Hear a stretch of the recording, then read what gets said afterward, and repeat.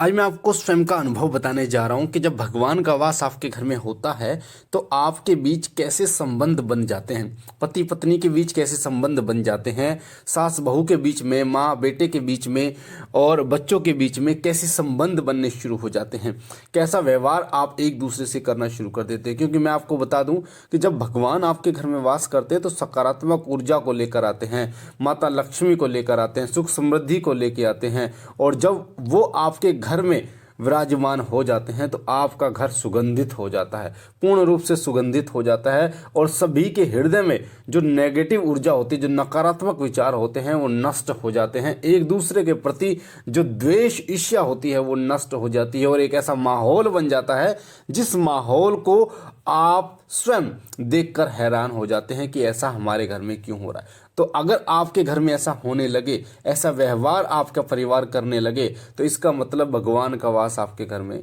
हो चुका है। क्योंकि भगवान का वास जब आपके घर में होता है तो इसी प्रकार के संकेत आपको सबसे ज़्यादा मिलते हैं। ये मेरा स्वयं का अनुभव है जो मैं आपको बताने जा रहा हूँ। क्योंकि लगभग 15 साल की जो ये यात्रा है, पूजा पाठ से संबंधित जो यात्रा साधना थी, इस यात्रा में बहुत से ऐसे अनुभव थे जो हुए थे।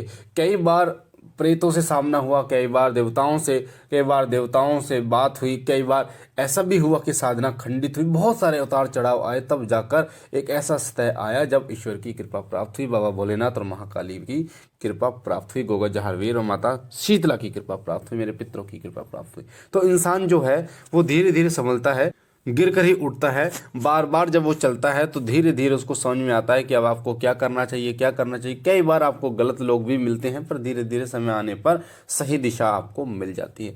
तो आज की वीडियो बहुत महत्वपूर्ण है, इसलिए वीडियो को ध्यान से सुनना, एक एक चीज बारीकी से। वीडियो स्किप बिल्कुल मत करना बीच में से, क्योंकि ये जो लक्षण है ना, ये लक्षण उन्हीं के साथ होते हैं जिसके ऊपर भगवान की कृपा होती है। ये जो व्यवहार है एक दूसरे के प्रति, सास ससुर के प्रति, सास बहू के प्रति, पति पत्नी के प्रति और माँ पिता के प्रति, ये व्यवहार जो है वो आपको बताता है कि भगवान का वास आपके घर में हो चुका है। तो सबसे पहला संकेत होता है, ध्यान से सुनना, मैं आपको बताने जा रहा हूँ 8 लक्षणों के बारे में। सबसे पहला लक्षण होता है सास बहू में प्यार हो जाता है। जब भगवान का वास होता है ना, तो जो सास बहू एक दूसरे की शक्ल देखने के लिए एक दूसरे की शक्ल नहीं देखना चाहती और हर दम एक दूसरे की बुराई करने लगती हैं। और जब भगवान का वास आपके घर में होता है तो उनका व्यवहार बहुत तेजी से बदलता है। ये मेरा स्वयं का अनुभव है कि वो जो हैं एक दूसरे से इतना प्रेम करने लगती हैं। बहू सास के लिए जो भी लाती है सबसे पहले सास के लिए लाती है, जब भी खाना बनाते हैं सबसे पहले सास या ससुर को देती है, सबसे पहले जब उठते हैं तो ससुर और सास के पैर छूती है, जब भी जाती है तो उनसे आज्ञा लेकर जाती है। इस प्रकार से आपका व्यवहार हो जाता है, सास और बहू का व्यवहार। सास भी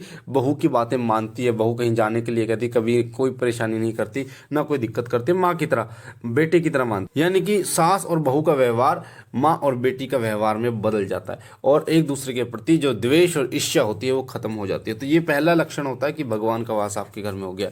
दूसरा लक्षण होता है पति पत्नी में प्रेम बढ़ जाता है। कई बार आपने देखा होगा, ऐसे भी समय आता है जब पति पत्नी में इतनी लड़ाइयाँ बढ़ जाती हैं कि वो तलाक तक पहुंच जाती हैं। और जब तलाक तक पहुंच जाती हैं तो कई लोग फांसी का लगा लेते हैं, कई लोग जो है वो मर जाते हैं, कई लोग क्या उल्टे सीधे काम कर लेते हैं, कई लोग दूसरी शादी कर लेते हैं। पर जब भगवान का वास हो जाता है ना, पति पत्नी के बीच का द्वेष खत्म हो जाता है।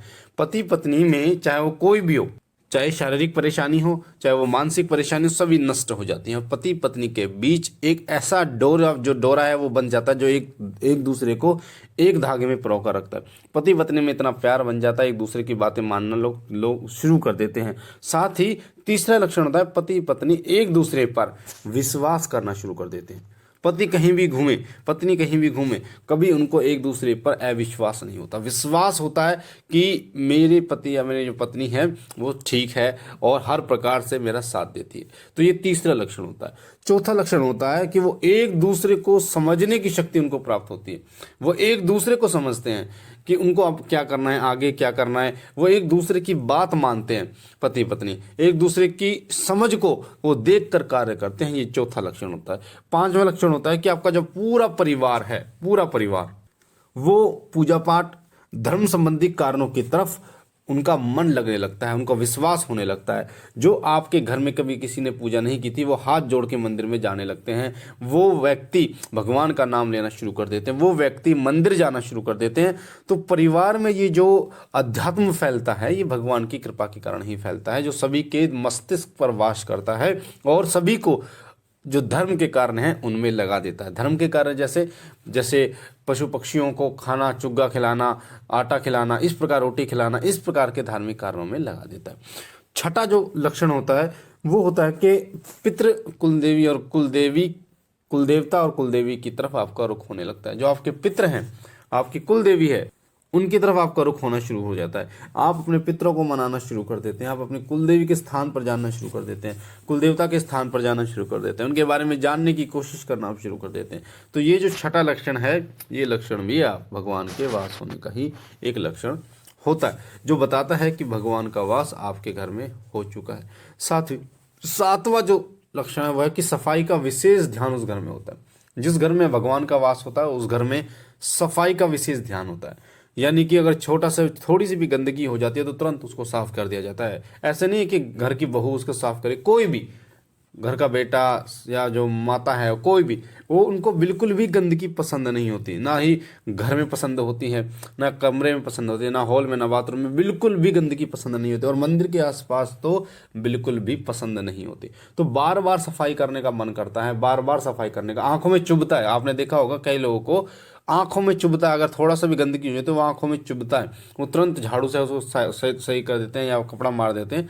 तो ये जो लक्षण है, ये सातवां लक्षण है कि भगवान का वास आपके घर में हो चुका है, जिसमें सफाई का विशेष ध्यान आपका पूरा परिवार रखता है उस घर में। आठवां जो लक्षण होता है, लास्ट जो लक्षण होता है, वो होता है कि लोग अपने अपने कर्तव्य को समझना शुरू कर देते हैं।